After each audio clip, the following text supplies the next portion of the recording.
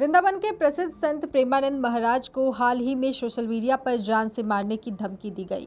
ये धमकी फेसबुक पर एक युवक द्वारा की गई, जो देखते ही देखते वायरल हो गई। युवक ने बेहद आपत्तिजनक भाषा का प्रयोग करते हुए कहा, अगर वो मेरे घर की बात करता तो मैं उसका गला काट देता। ये पूरा मामला संत प्रेमानंद महाराज के हालिया बयान से जुड़ा है, जिसमें उन्होंने युवाओं को मर्यादित आचरण और नैतिक जीवन जीने की सलाह दी थी। महाराज ने अपने वक्तव्य में समाज में बढ़ती गर्लफ्रेंड बॉयफ्रेंड जैसी प्रवृत्तियों पर चिंता जताई थी और इसे भारतीय सांस्कृतिक और सामाजिक मूल्यों के लिए हानिकारक बताया था।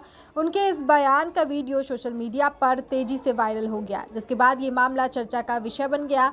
जहां एक और कई लोग महाराज की बातों से सहमत नजर आए, वहीं कुछ वर्गों ने उनके बयान को आलोचनात्मक नजर से देखा। इसी बीच फेसबुक पर एक युवक ने आक्रोशित होकर संत के प्रति हिंसक भाषा का प्रयोग किया और उन्हें जान से मारने की धमकी दी। युवक के इस बयान ने न केवल सोशल मीडिया पर हलचल मचा दी, बल्कि धार्मिक संगठनों और संत समाज में भी गुस्सा पैदा कर दिया है। इस घटनाक्रम के बाद श्री कृष्ण जन्मभूमि संघर्ष न्याय के अध्यक्ष दिनेश फल्लारी बाबा ने कड़ी प्रतिक्रिया दी। उन्होंने कहा, अगर कोई व्यक्ति प्रेमानंद महाराज की तरफ आंख उठाकर भी देखेगा तो हम बर्दाश्त नहीं करेंगे। हम संत समाज की रक्षा के लिए किसी भी हद तक जाने को तैयार है। अगर जरूरत पड़ी तो हम गोली भी खाने को तैयार है, लेकिन साधु संतों का अपमान नहीं सहेंगे। वहीं अखाड़ा परिषद और अन्य हिंदूवादी संगठनों ने भी इस तरह की धमकियों की निंदा की है और सरकार से मांग की है कि आरोपी युवक के खिलाफ सख्त से सख्त कार्रवाई की जाए। महंत रामदास जी ने कहा, गाय, कन्या और साधु की रक्षा हमारी संस्कृति की नींव है। अगर कोई इसका अपमान करता है तो साधु समाज उसे कभी नहीं छोड़ेगा।